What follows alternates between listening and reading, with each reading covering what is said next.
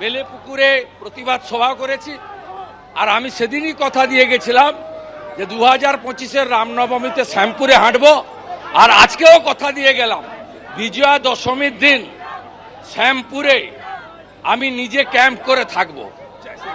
আমি বিজয়া দশমীর দিন আমি ক্যাম্প করে শ্যামপুর বাজারে কয়েক ঘন্টা থাকব এবং যাতে সুস্থভাবে মায়ের অপমান না হয়, বিসর্জন হয়। 24-এর বদলা নেব গণতান্ত্রিকভাবে, শান্তিপূর্ণভাবে, সনাতনী রীতি মেনে।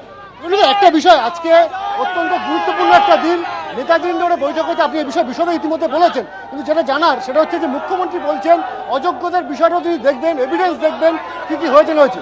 দায়ী মুখ্যমন্ত্রী আজকে 7,000 লোককে কার্ড দিয়েছেন,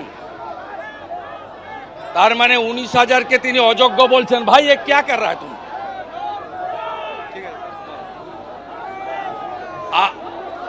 মুখ্যমন্ত্রী তার সরকার যদি বাছাই করে দিতেন যোগ্য অযোগ্য, 16 বার এক্স চিফ জাস্টিস চন্দ্রচূড়জি বর্তমান চিফ জাস্টিস সঞ্জীব খান্না সুযোগ দিয়েছে, সে সুযোগ কাজে লাগাননি।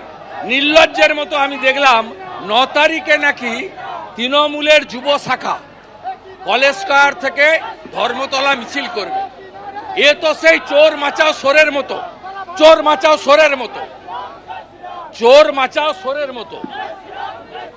ঠিক যেভাবে অভয়াকাণ্ডে নিজে তথ্য প্রমাণ লোপাট করে উই ওয়ান্ট জাস্টিসের ব্যানার নিয়ে হেঁটেছিলেন, একইভাবে ওর লুম্পেনদের নামাতে চায়। বাংলা সব দেখছে, লড়াই পুলিশের সঙ্গে জনতার। আমাদের সামনে কোনো শক্তি, জিহাদি শক্তি, মৌলবাদী শক্তি, সরকারি শক্তি, জাগ্রত হিন্দু শক্তিকে আটকাতে পারবে না। বাংলার সর্বত্র আওয়াজ উঠেছে, হিন্দু যদি বাঁচতে চাও বিভেদ ভুলে এক হও। মুখ্যমন্ত্রী আজকেও মঞ্চ থেকে একবার বলেছেন যে তিনি গোটা বিষয়টা তিনি কিছুই জানতেন না। উনি জানেন, সব জানেন। যেদিনকে ডিভিশন বেঞ্চের জাজমেন্ট এসেছিল ভোটের সময়, উনি এসএলপি করে স্টে নেওয়ার দিন ভিক্টরি দেখিয়েছিলেন।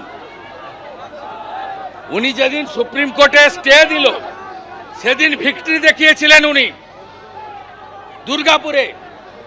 আর 2022-এর 5ই মে অতিরিক্ত শূন্যপদ তৈরি করেছেন উনি, জেলে যাবেন উনি, ব্যাগ গোছান। রামনবমী উপলক্ষে মিছিলে একদিকে হাওড়ার শ্যামপুরে শুভেন্দু অধিকারী, অন্যদিকে হালি শহরে উপস্থিত রয়েছেন অর্জুন সিং। সরাসরি এই মুহূর্তে আমাদের সঙ্গে রয়েছেন আমাদের প্রতিনিধি সমীরণ পাল। সমীরণ, আমরা দেখতে পাচ্ছি হালি শহরে সেই মিছিল শুরু হয়েছে, উপস্থিত রয়েছেন অর্জুন সিং। একেবারে হালিশহর স্টেশন থেকে শুরু হয়েছে মিছিল এবং যাবে হলদেঘাটা পর্যন্ত, এবং এই মুহূর্তে সরকার বাজারের কাছাকাছি এসে পৌঁছেছে ক্যামেরাম্যান পার্থপ্রতিম রায়। তোমার ছবিটা দেখাচ্ছে যে প্রাক্তন সাংসদ আজকে দ্বিতীয় দিনে, রামনবমীর দ্বিতীয় দিনে আজকে মিছিল করছেন। কেমন সাড়া পাচ্ছে দেখছেন? দুদিকে মানুষের ঢল, 1.5 কোটি টার্গেট ছিল লোকের নামবে রামনবমীকে কেন্দ্র করে, কালকেই 1.5 কোটি পার হয়ে গেছে। আজকে দেখুন দুদিকে মানুষ কিভাবে রামনবমীকে সমর্থন করছে। এরা তৃণমূলের লোকেরা, মমতা ব্যানার্জি কি বলতো, রাম আমাদের কালচার না। মূর্খ মূর্খ মূর্খ, জানে না যে রামই দুর্গা পূজা করেছিলেন, আকাল বোধন করেছিলেন। আর রাম সবার উপরে। ভারতবর্ষে যদি রাম রাজ্য কাকে বলা যায়, সেটা হলো সুশাসনকে রামরাজ্য বলা যায়। কিন্তু মমতা ব্যানার্জি তো সুশাসন জানে না, ওনার তো লুট করার ধান্দা আছে। এই জন্য উনি কোনোদিন রামরাজ্যকে সমর্থন করবেন।